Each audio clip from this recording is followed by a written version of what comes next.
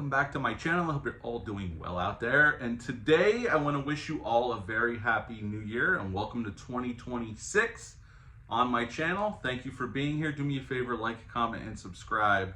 I really would appreciate that. Also, as always, a shameless plug for my TeePublic store. Leave a link for that in the description box below. As we kick off 2026, we have some new horror movies coming out this month in January. I plan seeing Primate this coming weekend.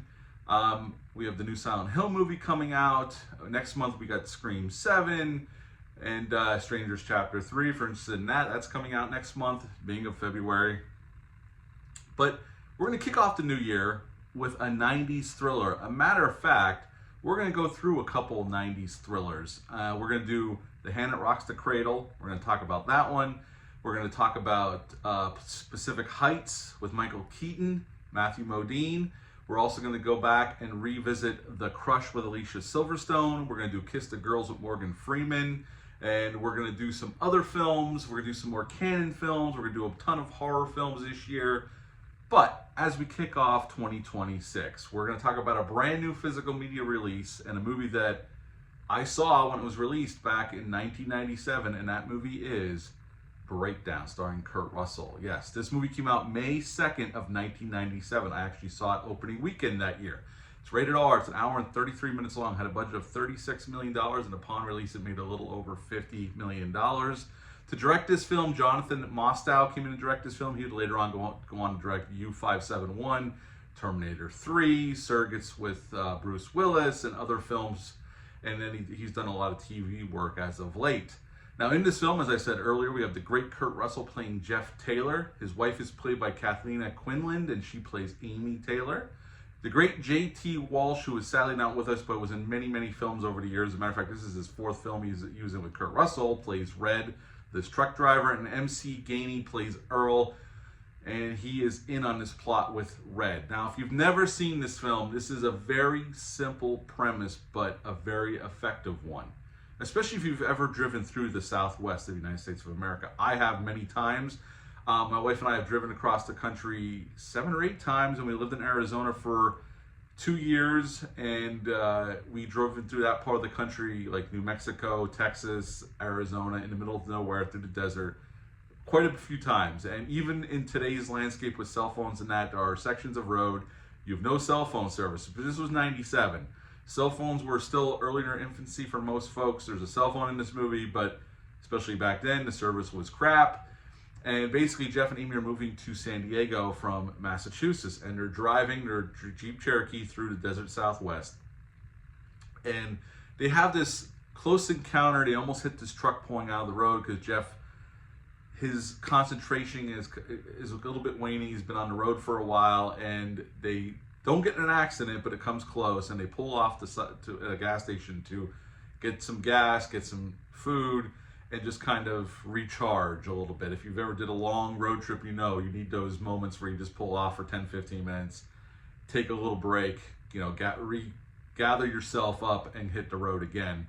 And that's what they're trying to do. And they get approached by Earl, who was the truck they almost hit, and he kind of gives Jeff a little bit of shit, and then they continue along their way. Pretty soon, a couple miles down the road, their vehicle shuts off. Out of nowhere, they pull off the side of the road, and this truck driver pulls over, played by J.T. Walsh, Red, who offers them a helping hand, offers them to drive them to this diner right down the road so they can call a tow truck. And Jeff decides to stay with his vehicle, and Amy goes with Red. And as Jeff's sitting there, he looks at the engine again and realizes there's some wires that were pulled apart or not connected. He puts them together, and he's able to start the car. He drives to this diner. His wife's not there, and that's where we get into the meat of our story. Here, Amy was taken for ransom. These people think Jeff is wealthy, but he's not. Like, they're just working class folks just trying to better their life by moving to San Diego, and they think he has $90,000 that they can get out of him, or they're going to kill his wife. And pretty much what we have is a cat and mouse game between Kurt Russell's character, J.T. Walsh's character, MC Gainey's character, and some other folks.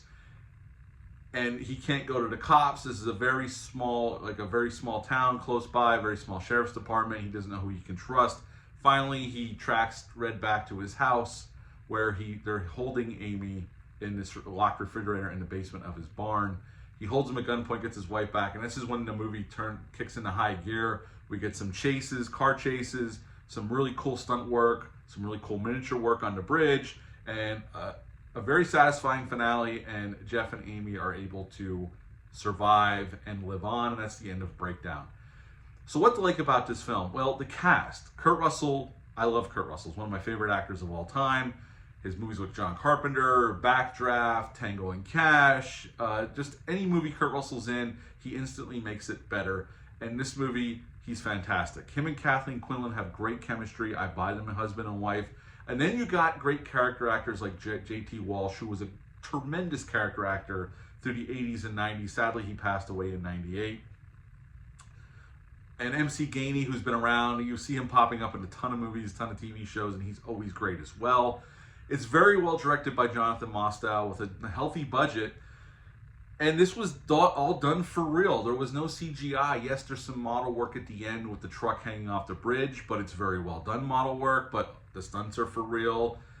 Driving into the river, all that stuff, it looks fantastic.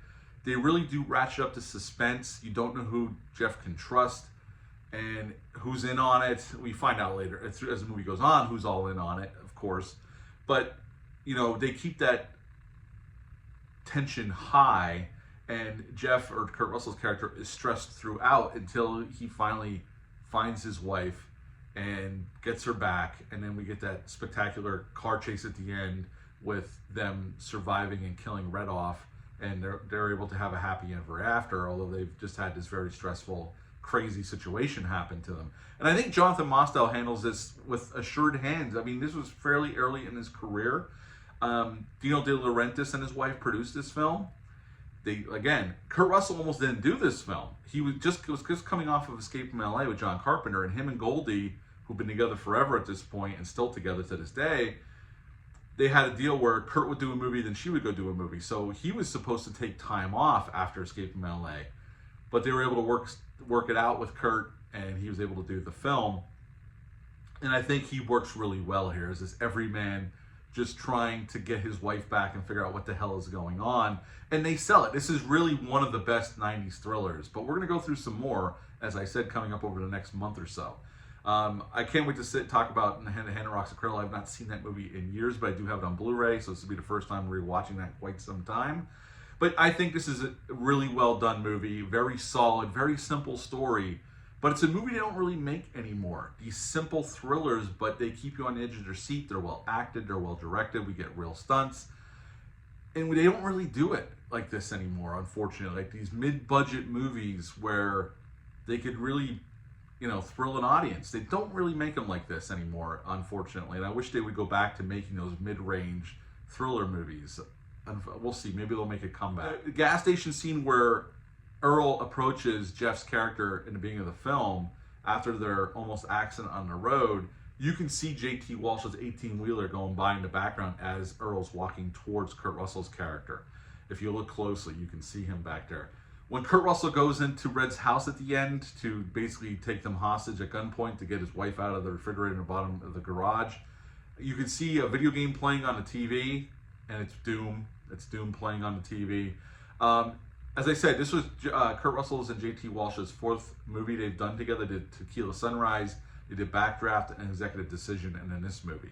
So this was the fourth time they were both in the same movie together. And J.T. Walsh was the only one that Jonathan Mostow or Kurt Russell thought would be right for the role. And actually, J.T. Walsh had more lines in the movie. But when he read the script and he decided to do the movie, he actually took out a bunch of stuff. And Jonathan Mostow asked him why, and he said, I don't need anything other than money from him. As soon as I start explaining other things, I'm losing my power. So he took all those lines out and kept it simple, and I think his performance is fantastic here. At the end of the day, this is a super solid thriller. If you've never seen it, I highly recommend it. And I gotta say, even though this is not a case for physical media, it kind of is. This new 4K from Paramount has a great transfer, has a great soundtrack on it, and there's a couple interviews on here with Jonathan Mostow and Kathleen Quinlan. And it's a nice little package, and for a movie that I really, really enjoy, that I've enjoyed all the way back in '97 when I saw it opening weekend, when I was lucky enough to see it back then. So I really like this movie. I always have. It still holds up to today. I highly recommend it if you are into 90s thrillers or if you're into Kurt Russell. You can't do wrong by going with this movie. And I would give Breakdown a solid 9 out of 10. 9 out of 10 for Breakdown. What are your thoughts on this movie? Leave a comment down below. Let me know. Hit the thumbs up. Hit the subscribe button. Share this video. I greatly would appreciate that. That's it for this one. I'll have a review out for John Carpenter's Escape from New York. We'll get into some more 90s thrillers. We'll get into some more horror movies. I got Primate. I'll have an out of the theater reaction to Primate coming up, and many more things. But until next time, bye.